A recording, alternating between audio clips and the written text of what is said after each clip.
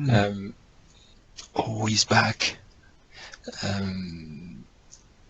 Last week, so this is fixing some PostgreSql issues we had on dev branch, but it was not on the 110x branch, so I cherry picked it.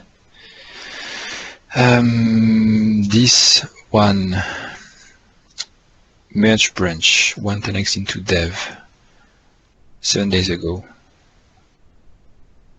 Probably it's just a merge. Okay, just a merge.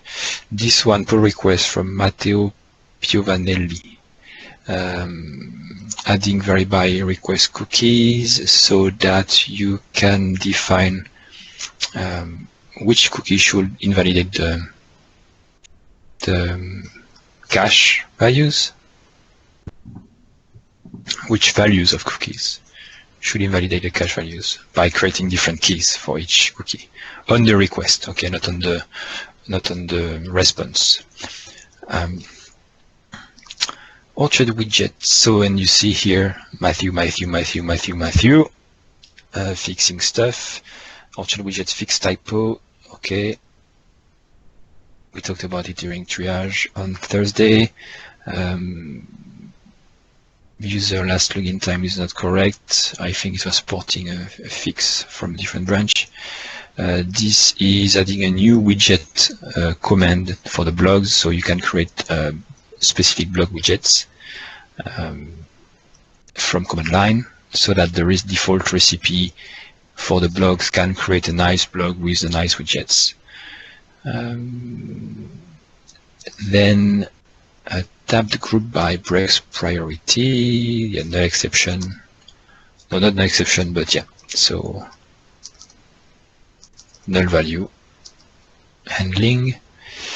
GetRoles should defer execution. This, the more I think about it, the more I don't like it.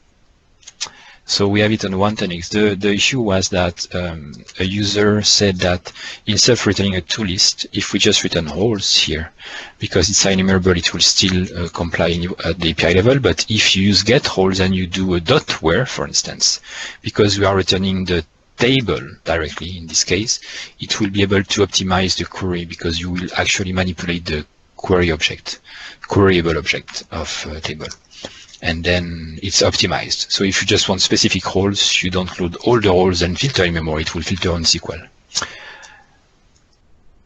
I don't like it because it's breaking the contract. It's also potentially breaking change, because if people were getting the roles and doing some crazy things with the list, like filtering or adding things and whatnot, I don't know, then now it will break things because SQL won't support that, potentially. So I think in general, returning unexecuted queries from a method is not a good practice. It can lead to some pretty hairy issues. As I mentioned, and if you ever do it, I think you should type the method as iQueryable. I agree. It should be explicit what it's doing, because otherwise it will be. So I think we'll revert it and maybe close the issue as we don't want that. If we need a specific GetRoles that filters, then we'll do a GetRoles with overloads that filter. And in this case, I also mentioned that even if you have 50 roles, and I don't see that many often, then that's fine. You can still load 50 roles, or cache them if you want to do things weird with that. So yeah, I think we'll have to revert it. Can someone, Matthew, because you're the culprit. Yes, I've made a note. And that's not you who is the culprit. You just wrote the code, because the guy opened the issue and we trashed it and we say, okay, let's do that. It's not breaking, but actually it's breaking and it's bad in terms of design. Okay, then this is the same fix, and then you merged 110x into dev because we forgot. And then Daniel, that's Sipke, Daniel fixed a typo. Request cookies, good job. That's it on Orchard 1. Questions?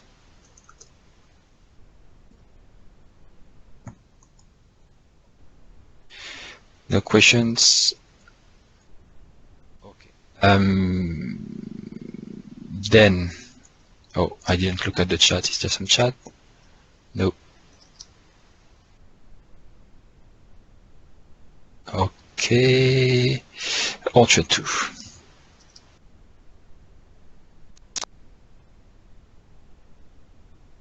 So 3 days ago, so Nick is maybe before, because yes, he just rebased something, so they are hiding some stuff.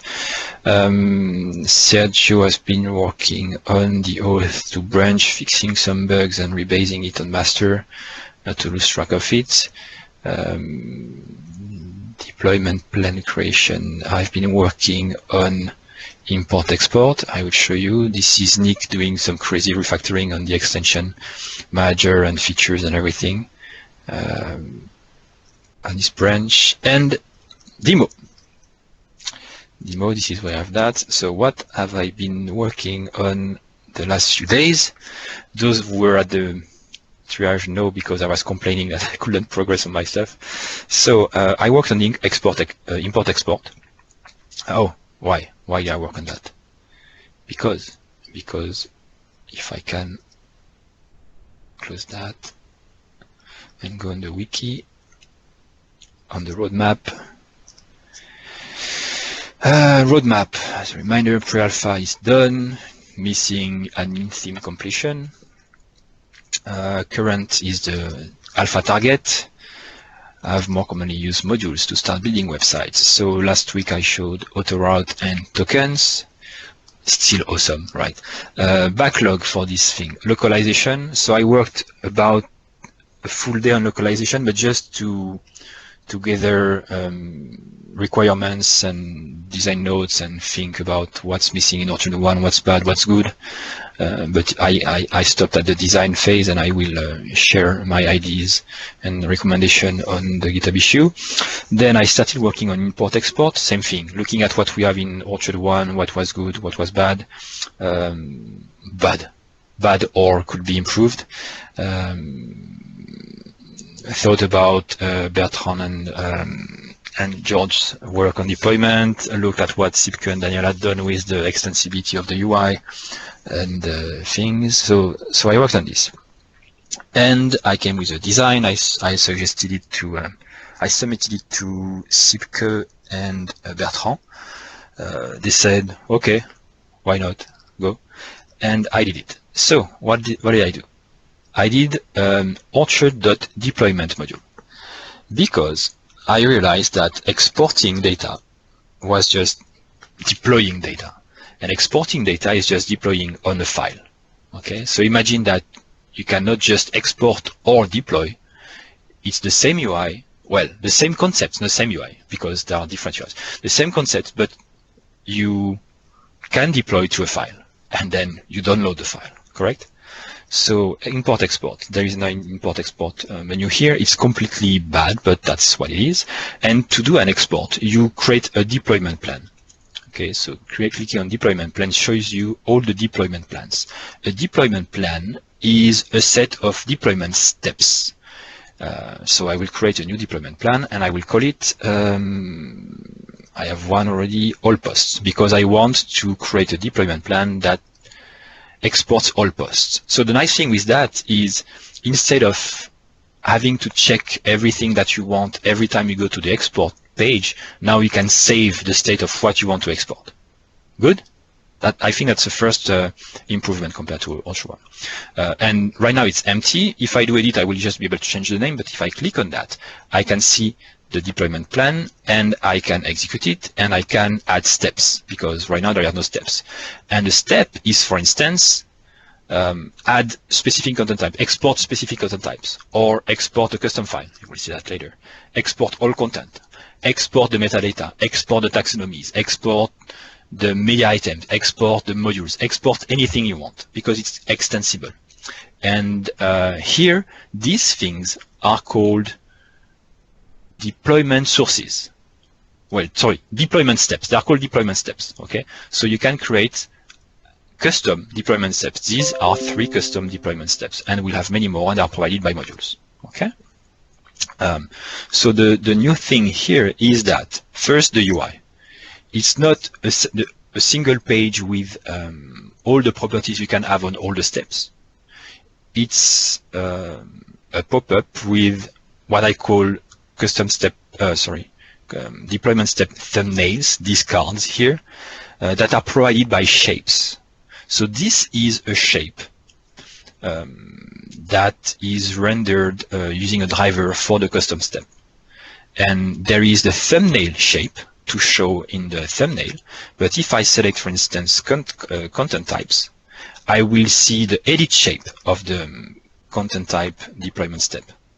And this shape, well, this step, when it's edited, shows all the available types, and I can check them, like post, and say, okay, create these steps. And now I have the summary view of the deployment step. And these things are not content items. Again, it's about reusing the display management, the theming of anything across the site without having to create a content item for it. In Orchard 1, when we wanted UI composition and content composition, we had to create a content items. So sometimes we made things content items where they should not be content items. Now, this thing has the same behavior. It's very simple to implement, and it's not a content item. Okay, it's not version, it's not localized, it doesn't have a route, or you can't add parts. It's just a thing that can be edited with a custom UI. So here, deployment plan, my deployment plan, which is all post, has a content types step, which will show here, oh, just the post. And it can be, it will be, and it has to be extended, it's just to a proof of concept, so that we can define which versions you want, draft, published ones, things like this, okay? And we can have add many more custom steps to provide different sources of data to export. Okay, questions so far? I don't think I can see the chat because I'm in a remote desktop. Is this a conceptual evolution of the... I can't hear you, Zoltan. It's too quiet, too low. Really? How about now? Can anyone say if I'm the only one to hear that, or? It's low for me as well. Okay. How about now? Yes, good. Great. So is this an evolution of the import-export module, or does it have anything to do with the deployment module that Bertrand developed before? Yes, I will end my demo by that. Yes, the deployment module was already allowing that. But there were two modules, right? We had the export module and deployment module. Now we'll have one module. Yeah.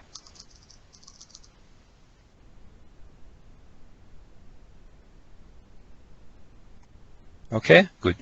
So, and I will open it. Okay, so that's, and you can add more steps. So now to export it, I will click execute. And here I see targets. So these are called deployment targets. Where do you want to send the deployment to? What it will do is, I have a deployment plan here, okay? And if I go back, I'm missing a back button. That's bad.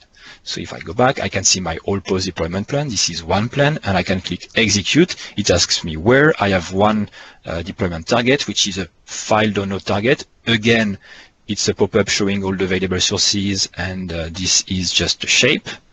This one is not a shape in this case. No, this is just dynamic UI from metadata. So I can select that, and if I click select, then you see I get my file, which is named after the deployment plan.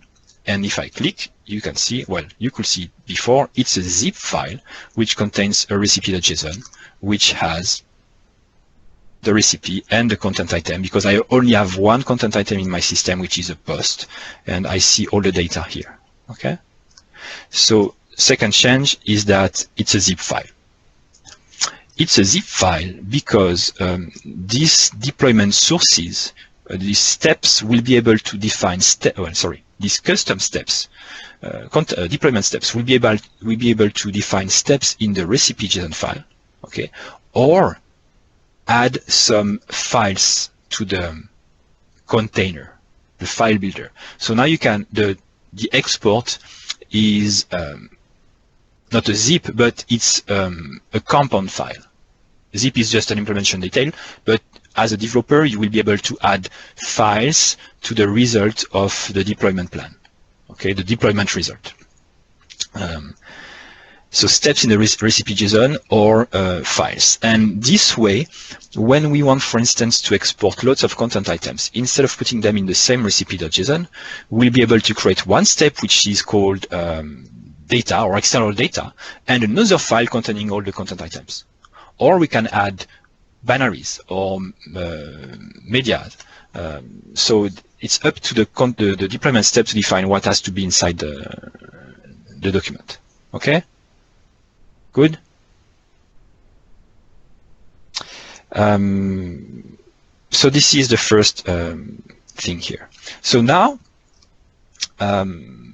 example, deployment plan. I want to have the content types, and I will add a step, which is custom file. Just again as a proof of concept, this editor asks for a file name, so readme, and a content. This is some content. Create. So now the plan contains export all the content types of type post, content items of content type post, add a custom file, readme.txt, execute on a file. I have a new zip file which contains the readme.txt. Okay, and I haven't tried, but it's supposed to work with file names, with folders. src, save. Might fail because I've never tried, but it works. Okay, so you can add many things inside your stuff, and it depends on the custom deployment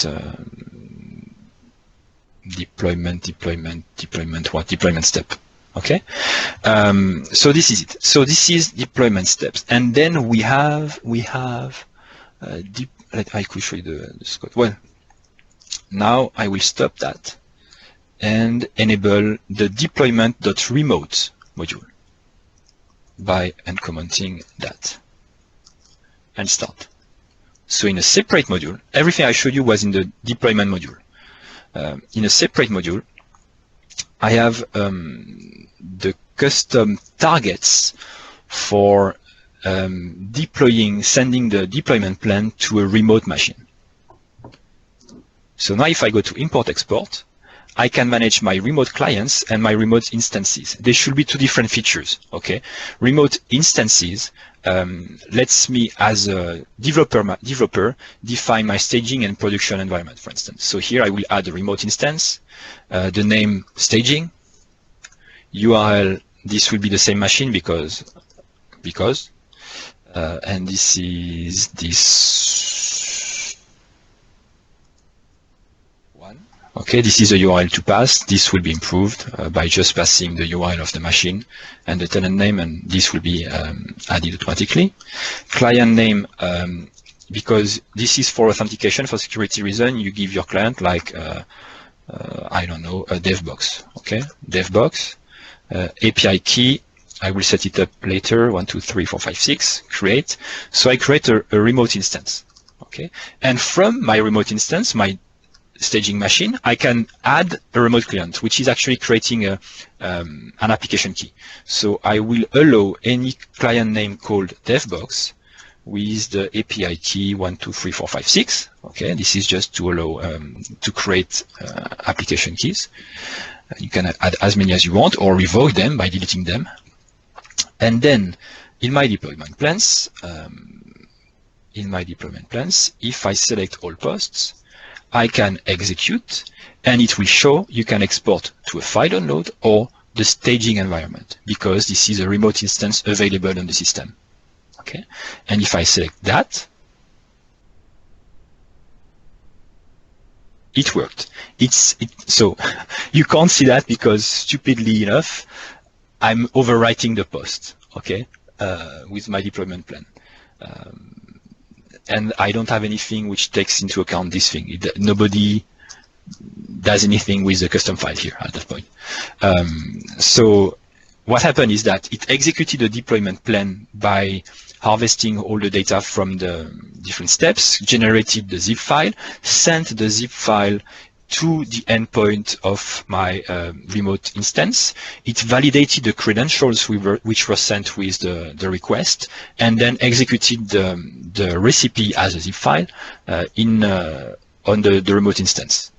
Okay, so in the end now we can export to a file or to another environment or to anything that you want to implement. This is, let me show you how it's done. So the deployment module, it has steps. This is how I define the steps. Like the content type step is just a POCO class implementing iDeployment step. This is a base class. It just has a name and a state. Okay, it just stores content types. It's a POCO which will be serialized in JSON in the document. Then you have a driver. The driver is a deployment step driver display driver. Okay, it's like drivers for content parts, but for steps. So you can display the content step by returning shapes. Two shapes here, summary and thumbnail. Define the edition shape and how to update the shape. And the shapes are just in the views. Okay, this is not for content items. This is for steps, but you just have to implement that.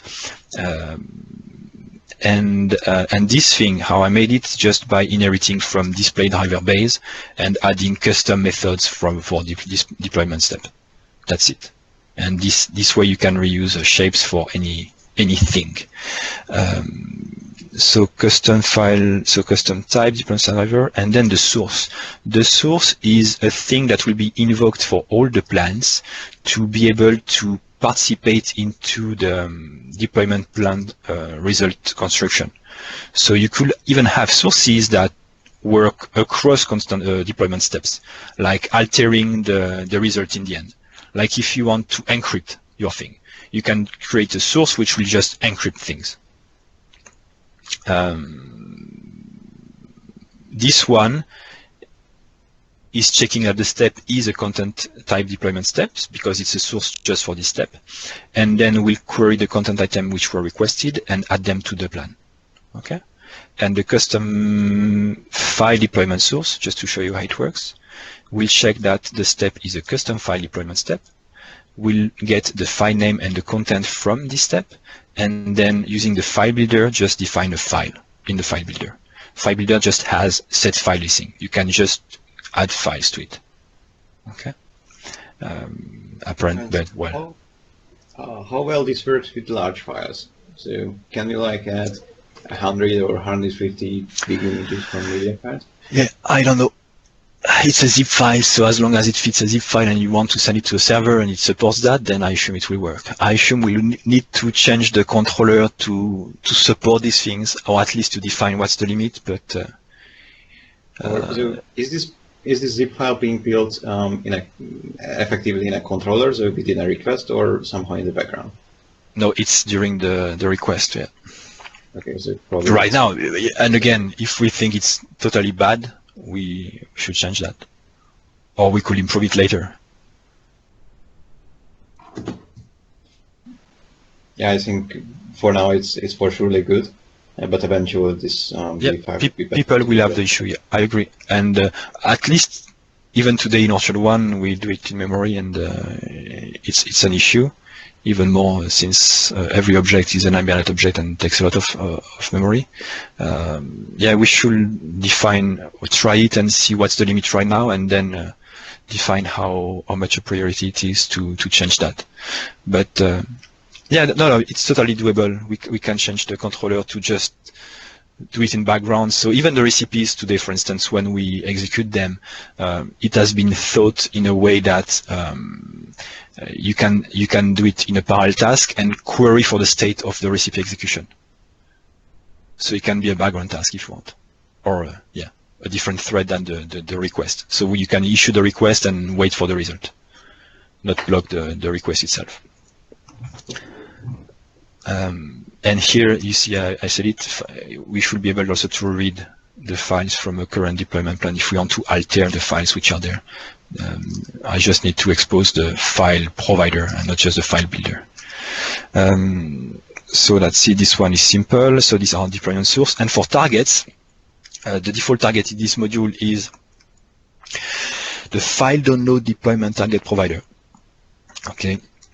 So what it does is just create, it's a provider to provide targets, so deployment target, name and description. I will change how it's done. I don't like it. I will put it in the configuration of the startup because it's just data. It's not behavior. I don't like it. Description. So this is a card that you see when you want, and where to redirect the user.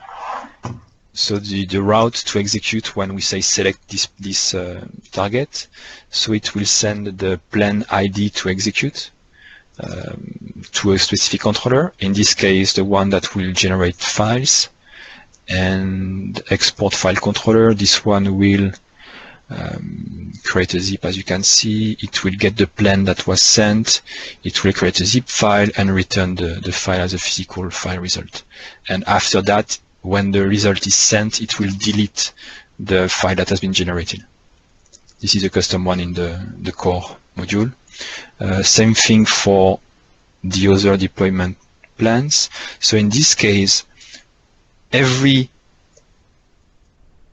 remote instance, because here I added staging, I can add also production or whatever you want, okay, or URL, client name. Doesn't matter because I won't execute it, but just to show you how it works. You see now I have staging and production, and I can add as many as I want. It's just that when I select a deployment plan and I say execute, they will be added one after the other. Okay, so this source was just creating one entry, but the remote deployment source will create as many entries as there are remote instances. Okay, and let me show you, for instance, if I go to remote clients and I change or revoke, I change the password or revoke that. If I go to my deployment plans and try to deploy this one, it should fail. You see, I know Orchard was sending deployment forbidden. Okay, so the deployment remote, how is it done? There is a notion of remote client and remote instances. They are just documents in my database. It's one document to have all the clients and all the instances. And then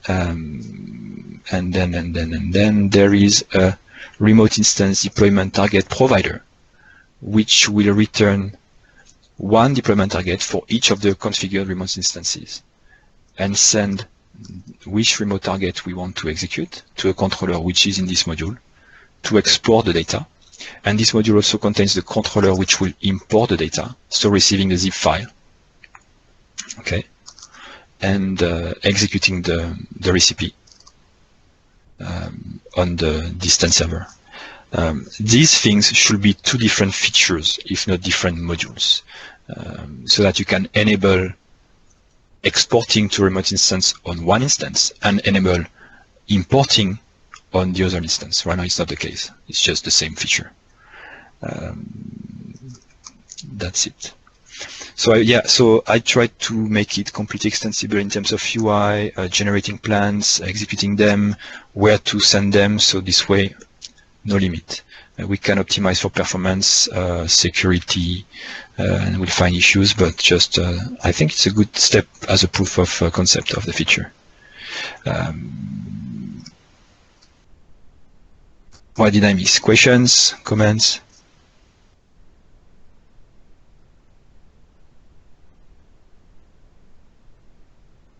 Remote targets, probably.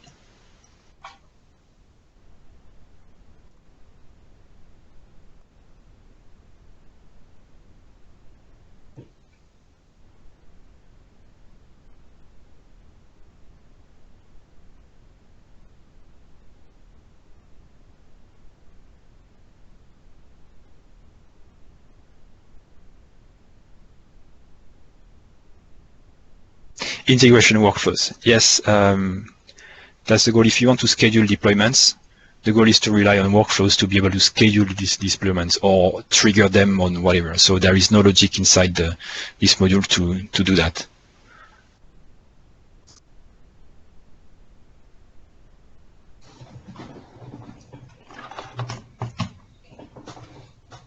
Okay. Question, Sebastian. You had when you showed the dialog, the pop-up with the steps for export.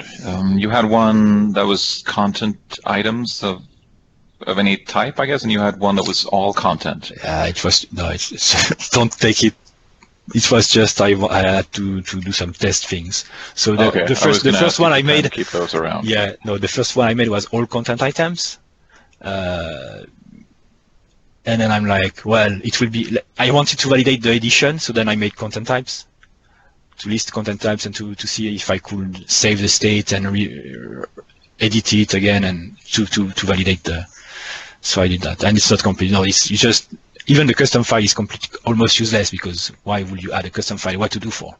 If there is nothing in the end to take it and do something with that, well, so no, it's just I wanted to validate the extensibility part. And we need many different ones, like the ones that are in deployment module right now in the 110x, which is, for instance, being able to select content items specifically. I thought also, we talked also about creating buckets, so you can create buckets, and from the content item itself, you can add them to the plans. Okay, or I want to be part of this plan, for instance. So, but that's okay because it's very Orchard-y. Everything is extensible. You can have custom steps which will gather data from many sources, like the content item parts, other criterias, and yeah, that's. Yeah, architecturally, this looks super nice, very extensible, very neat. Good work. It was not that hard actually. That was surprising. I'm thinking on the UI part, though, that it could probably use some more like shortcuts to create things, because it seems very click heavy as it is now. I also try to make things very simple in terms of UI so that we can add complexity later. I don't want to decide on any complexity. At the same time, I also try to use most of Bootstrap. So I'm thinking about, like, for example, when you add a new step, that you have first one screen to name it, and then you have to save it, and then click it to edit it. That maybe those could. Wait, no. Are you sure? Look at that. Add content types. You go to the editor. Oh no, sorry. It was when you added a new plan, I think. I agree, and I thought the same thing when I rehearsed my demo before. And when you say add plan, I totally agree. It should go to the editor directly and not go back. I had the same that kind of thing. Yeah. When you say add deployment plan and you type a name, it should go to the plan itself. Like it should click that. Yeah, or even you specify the name and make every other edit at the same time and then save it, maybe. Sorry, can you repeat that? Even better would be if you had the name and all other settings in the same screen, and then you save it when you're done, maybe. So you type a name and you can pick. Oh yeah, you could pick the ones you want. That's what you say. Yeah. And then when you save it, and all the editors at the same time. So that I was thinking about actually having it by default. So when you click all posts, you could have all the editors. I was not sure. I'm like, it was very simple. Yeah. Because I think that's one of the neat things that we have today with the extensibility that we built last year, is that all the shapes display in the same screen, and you can kind of configure all of them and then. Totally doable, very easy, but yeah, I made it this way. Or something else that Jasmine suggested, not for this thing, but for something else, was to have a column with all the steps, so a small column, and as you click, the editor on the right. That's nice too, yeah. That's more Ajaxy, because you need to call to do an Ajax call to get the editor and to save it. So it's harder to implement. So I went with the easy solution. But yeah, I think it will be also interesting to be able to see the steps. And I don't know if the order matters. It might matter at some point. So right now, I keep it this way. If the order matters, we'll have to be able to drag and drop them. So we'll need to be able to see a list and not just the editors. Yeah, I try to keep the behavior that we have on content items. Yeah, it can be changed. It's just the first draft, and I'm also not trying to do too much for the V1 because I prefer to have something that works and it's not perfect, and we can then improve it by iterations.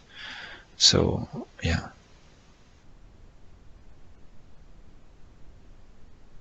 But yeah, definitely some things to improve.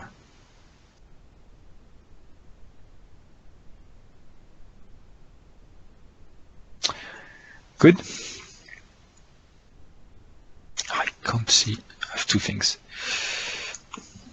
Can PowerShell files from a deployment eventually? Well, eventually you can do anything. If you create a PowerShell step and you have something that a recipe step that interprets that, totally. So the two extensibility points for executing things are deployment steps, which will define what to add in the recipe file or zip. Okay, what to add, like what's name steps and what content to add, and also the recipe steps, which are interpreting the recipe itself, like for each step, what to do with that. Like if there is a content step, it will import the content. If there is a theme step, it will set the theme. If there is a setting step, it will set the settings, and so on. If there is a command step, it will execute the command. So these are the two things. Recipes to execute the recipe steps to execute the recipes, and deployment steps to build the recipe. So everything is doable. I'm not sure we'll do that by default. The commands will do because we have that. But yeah, the rest, feel free to break the security of your system. That's it. Good. What about errors? Errors. There is no error. You're deploying contents over a network. Yes. So you're deploying multiple content items. What happens? Yes. So on one item. I agree. Like Daniel improved the recipe execution log in Orchard 1, we should have the same thing rendered when we execute a recipe, and we should send it back to the client so that we can display it. So the controller's answer should be able to render, the controller which is invoking should be able to render all the issue which happened. Right now, it's displaying just the forbidden issue, not the errors during the recipe, but yeah, it should do that. I agree. Do you have other ideas? Not just display it. There should be some workflow actions to handle errors and send alerts and stuff like that. Because deployments are going to potentially happen on a planned schedule. So that means without human intervention. Mm-hmm. And as a result, you need the errors to surface somewhere. So. And I also wanted to say there are all kinds of subtle little tweakings that exist in the deployment feature from Orchard 1, such as what is the publication state of the items that you deploy, stuff like that. Mm-hmm. So make sure you make a complete review of the existing features, at least in the form of extensibility points, the possibility of reproducing everything that was there. Yeah, that's the concern right now, I would say. I'm not concerned about having a workflow step which will have 3 states like error, all good, or whatever, that we can extend. I'm worried about having the correct extensibility points so we are not blocked on anything. And we can't do that, and because this will fail. So when you say publish states, it's just about, depending on the state of the content item, do different things, right? So I'm not sure I remember the details exactly, but there was the possibility of deploying your items as drafts, for example. I see. Even if they were already published on the source. George probably remembers the details because he was the first user of that module. Yeah, but that would make sense. That would be a custom step configuration when you say, right. Like when you say the post, you can say force as draft, or take the published but force them as draft, or things like that. And then in the recipe, it will say I'm a draft. And so it would go over all the content items that are in the current deployment. And in this case, well, when you say all, it depends on your step, because you can add multiple steps. You could, you see, you can exactly, say... because it sounds like a concern that is orthogonal to content type exporting, for example. Okay, because here you can say, I want all my posts in publish mode, and you could say, I want all my, I don't know, news in draft mode. You can have the same step multiple times with different configurations. So as long as this step knows what to configure and how you want to configure it, then that's good. So that's why this one is so limited. You can't even say that you want draft or just published versions or. Yeah, and there was a feature that was really nice as well, which was the ability to deploy the results of a projection. Correct. Yeah, good point. Yeah, and again, we might have and we will have Orchard.Projections.Deployment to provide all the steps for operation. The same thing for list, export this taxonomy. I'm not worrying about that one because obviously the extensibility points for that are already there. Yeah, that's the goal, to not be blocked by anything and to allow all these scenarios. And that's why also I rely on controller so that anyone can provide its own controller with its own logic to get the zip file and do whatever is needed.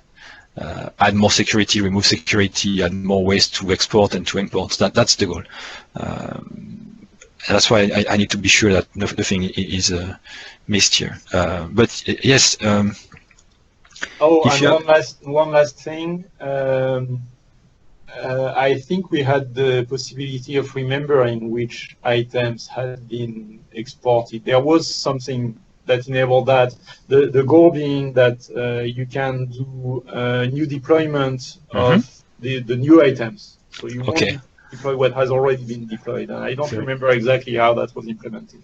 So if with this system, you could imagine now that you could have a source called not yet deployed since last time, okay? And it will gather all the content items which haven't been deployed since last time. So the first time the thing has been deployed, and then it finds everything.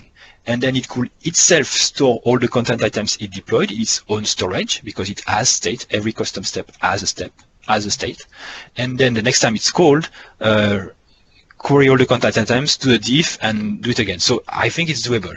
Or we could also use a part for that to store the state with the content item, or not even a part because you can saying that it was based on date, but yeah, it's probably worth checking. But I think it's doable, and you know that we can add custom metadata to a content item without even having a part or anything. We just add the data to the content item, so it's even better, I think, to mark the content item. Yeah. So doable. Yeah, you can mark it as deployed to this specific deployment plan on that date. And this way you can even maintain the state for multiple deployments. Yes. And here, what is nice, let me show you. So I just had an idea. So if we want to check what will happen next time, we could execute it to a file download to see what will be downloaded, to analyze it. Or we could also target the UI like how will you say that, preview, to a preview, so that we just display what are the results of the different steps before even. Actually, on any deployment plan, you could download the recipe file corresponding to good. it. Yeah. So, yeah. So yeah, I think the view also will be interesting to have a source as UI. Yeah. To display what will happen. That's good. Yeah. We should file issues for all these IDs and people who do that. But that's good. Okay. So yeah, UI improvements. We need to validate that every scenario is doable, and also provide a good base of steps and things to provide with the module out of the box.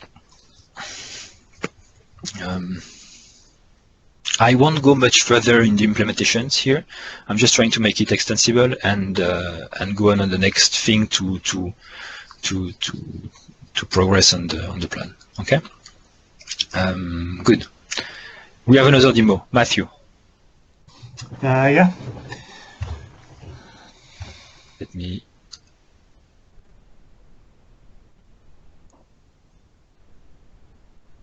You can go.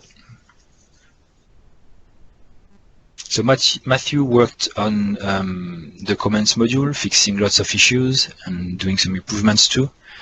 And there is a pull request, and before accepting the pull request, I wanted to see how it looked like.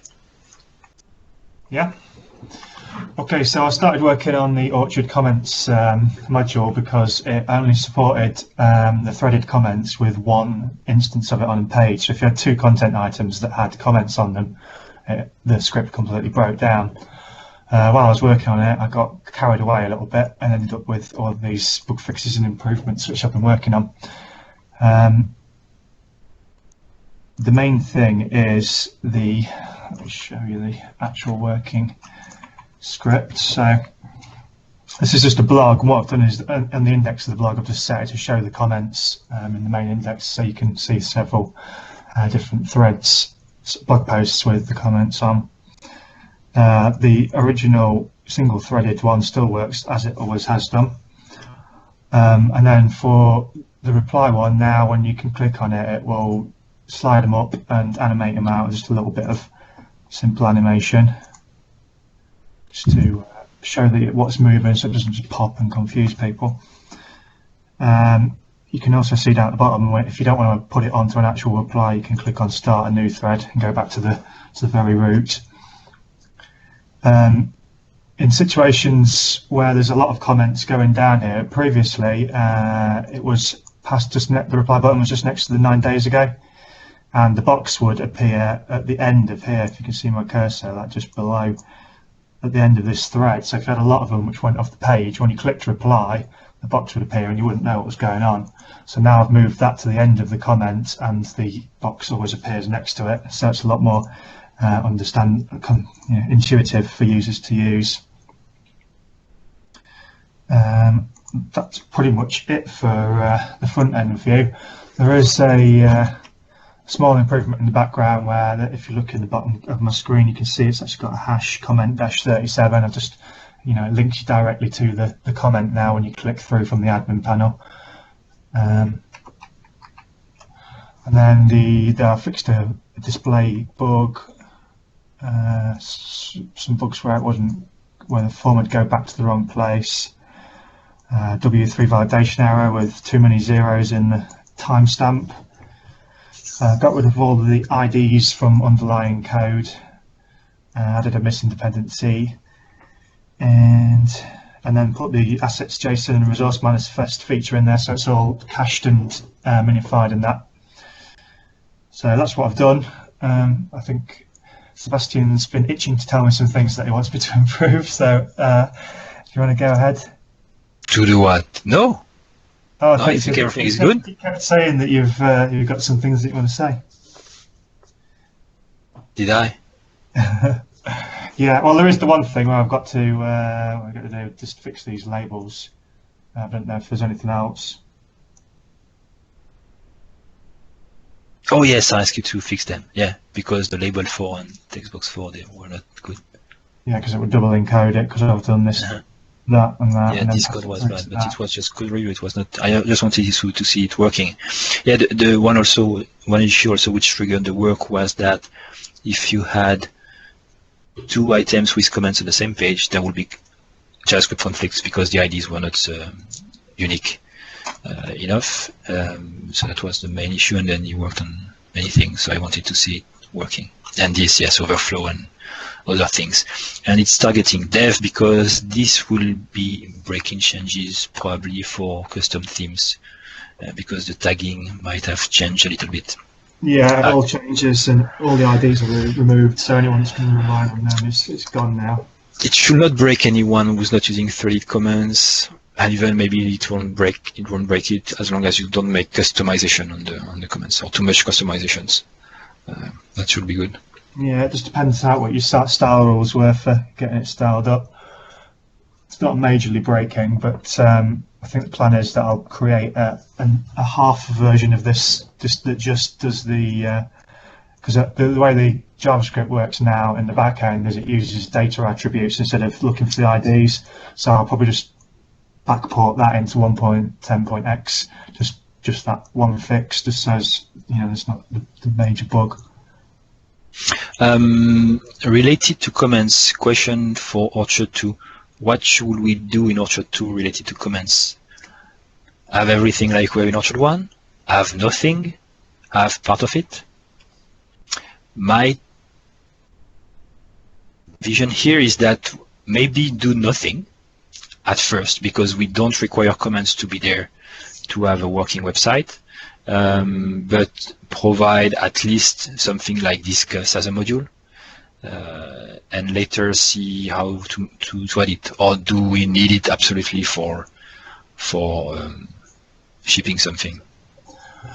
I think discuss would probably be good enough to get going. I think in the long run, though, you should have some of them, because, I mean, I personally think that it should be able to beat WordPress for whatever game it plays at for us to be taken properly seriously. Even on a V1? No, not on V1. But because it can be added later, we can add a comments part later. Yeah, discuss first, because that's like an easy fix. Is Matthew the only one to have an opinion? I don't think we need it right off the bat.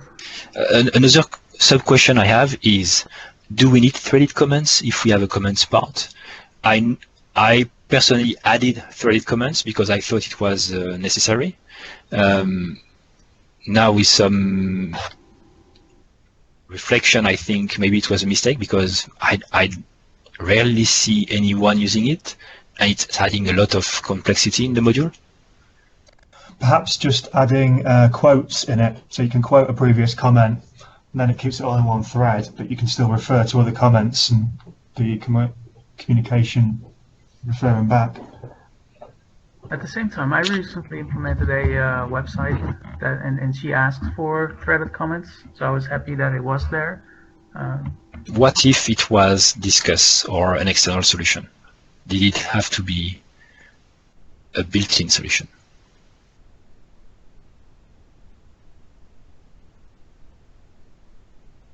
For threaded comments specifically, or for comments at all? Both questions. So first, did the client require that the comments had to be in the same system?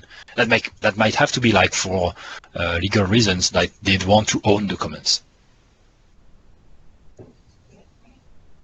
Personally, I've always used Discuss whenever I've done it for a client.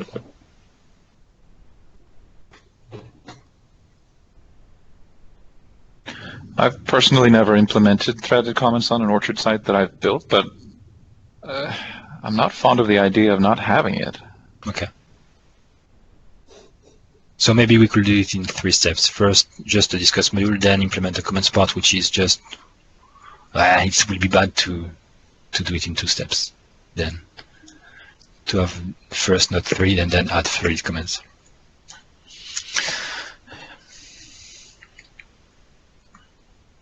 Yeah, or maybe 2 modules. How much of the existing module functionality do you expect to be able to carry over, without having to re-implement them from scratch onto the new Orchard? Anything at all? Or? I have to create a new project, so it's like there are many things that we haven't re-implemented at all, like just copy-pasted the code. Most of the things from extension manager, display management, theming, most of the things were carried over. For the modules, it's different because we are discussing the need of that and what features we want to keep or we don't need at first, like minimum viable product. For instance, you were not there last week, I assume, but we removed alias module. There is no more alias module. And because we didn't need it, actually. And nobody said we did need it. So the route works without the alias module. So we removed that. But the route module is still there and does the same thing. Tokens do the same thing, but now instead of re-implementing it, we are using a third-party library. So less work.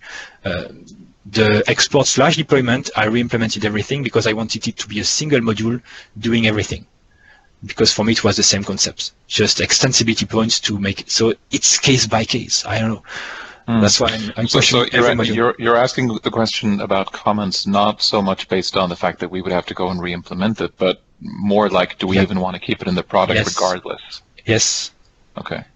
Or yes, if we say we need it, then can we postpone the development just to prioritize what we need to ship for MVP of Orchard 2? Would it make sense to have Orchard 2 without comments at first? Like when we shipped Orchard 1, it had nothing. I can't imagine building a website with Orchard 1.0 because there were no modules. What are the modules that we need to ship with VM? That's my question. Because yes, we can always do it later if we decide we need it. But my point of view is, do we need comments for the V1 of Orchard 2? So we can prioritize things. It's hard to answer, I think. I think we can say how big of a user base do you want to be able to adopt it? That's really the question. As long as we have a Discuss solution, we can tell people, you want comments, use Discuss, and come back next month or in 2 months and we'll have a module. I think that's a fair point. Yeah, maybe.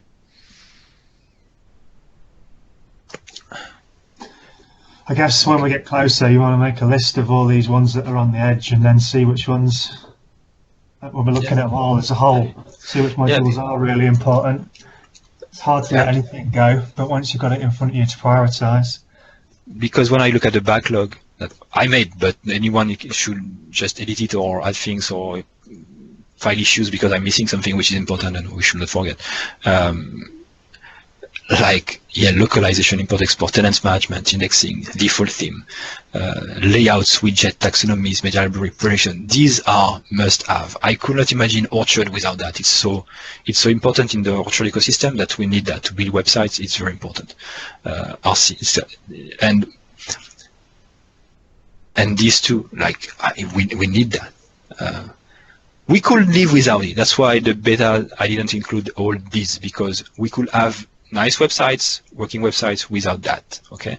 We could start a beta where people can start building websites without these modules. But, sorry, I'm not sharing. So whatever I'm showing you right now, you don't see, I'm sorry. Well, look at the roadmap and RC and beta and you will see why I put things in RC, because we can start building sites while these modules are not available yet, but they need to be part of V1 of Orchard 2.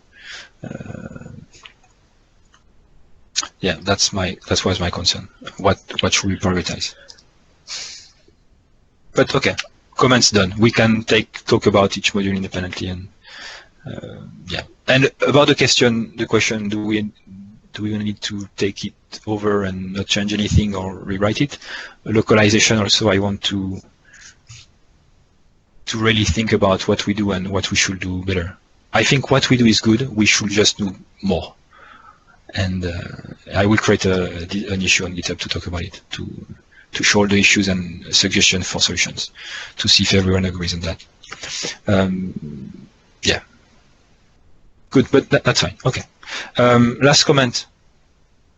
I have a last comment. .NET Core 1.10 is in preview.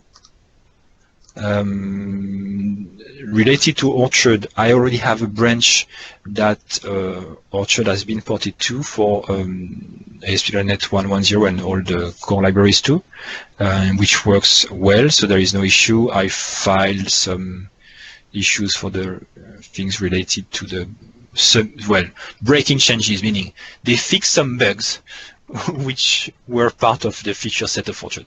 So, but now it's okay. That should be good. And you voted for that last week. I asked you to vote for that. So it's taken care of right now. So it will work with 1.10. So whenever it's ready, I will merge the 1.10 changes to Orchard. And also, what is interesting, thank you, Antoine, for sharing the link, because I will open it right now. I'm sharing. I will open the link, and what's new, what is interesting for ASP.NET is, can you see my screen? Still loading. Yep. UI rewriting middleware. So now there is a middleware where you can define rewrite rules. including the rewrite rules format that the Orchard rewrite rules module was supporting, which is the Apache mod format. So nice one. We should have a module that will configure this middleware. So we don't have any work to do. We just need to handle the UI in the configuration UI. And then when the UI is changed, just say, okay, we need to restart the tenant because to reload the middleware with the settings. Other middleware which has been created, response caching middleware, done by ESP.NET team. So a middleware that does output caching. We should have a module that is based on this one. It's much more limited than the one we have in Orchard 1, but we don't have anything to do, and it will be improved in the next version by adding new features. They just wanted to ship something in 1.1 that was sufficient for most users, and that can just help from what we have today. Okay, response compression middleware could be also a feature in Orchard. This will help us. This should be the default. Cookie-based temp data provider. I will add it by default. So temp data is a way to store data across requests in MVC. By default, the default implementation uses sessions. I don't want to enable sessions until a user decides he needs it. I think we never need sessions. We can always use cookies or browser state. Bertrand, feel free to disagree or to totally agree. And this cookie-based temp data provider is storing the temp data into a cookie. Today, we are doing that for the notifications. We are storing the notifications instead of temp data into a cookie. Now we can rely again on temp data as long as it's baked by cookies. View compilation is about compiling views before deploying, and the rest we don't care really. But yeah, we should have modules for these middlewares.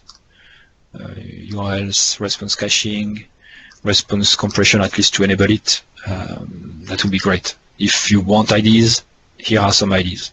Feel free to work on them and create PRs. That's it. Since you asked what I think about it, I think that cookie-based temp data thing is going to end up with tears. Why? Because relying on cookies is usually a terrible idea. Do you remember session-based cookies? I don't know. Cookie-based sessions, I mean? I don't know. This is bad. This is huge. But it's temp data. You know, temp data. It's like. Yeah, I know, but cookies. And this. At a time when the European Union forces every website to display an alert that we are going to put cookies on your computer. Ooh. So, yeah. Well, it's already the case. That one sounds like a really bad idea. It's already the case. We can't do without cookies. We always have cookies. Even if you use session state, you use a cookie to retrieve the right session, right? Yes, even if you have session, you need the cookie to get the session ID. So yeah, I know, which is why you should avoid using the session. But yeah, which says that temp data has actually some pretty important issues because it actually requires session under one form or another. So this is just moving the problem, but the problem was already there. Anyway. Okay. Good thing with temp data is the next request is deleted. So at least.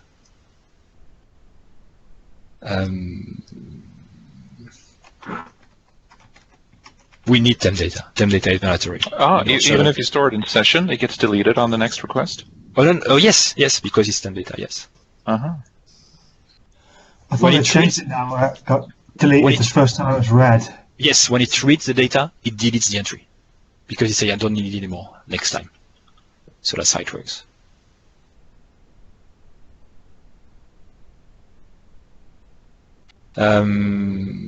Okay, good.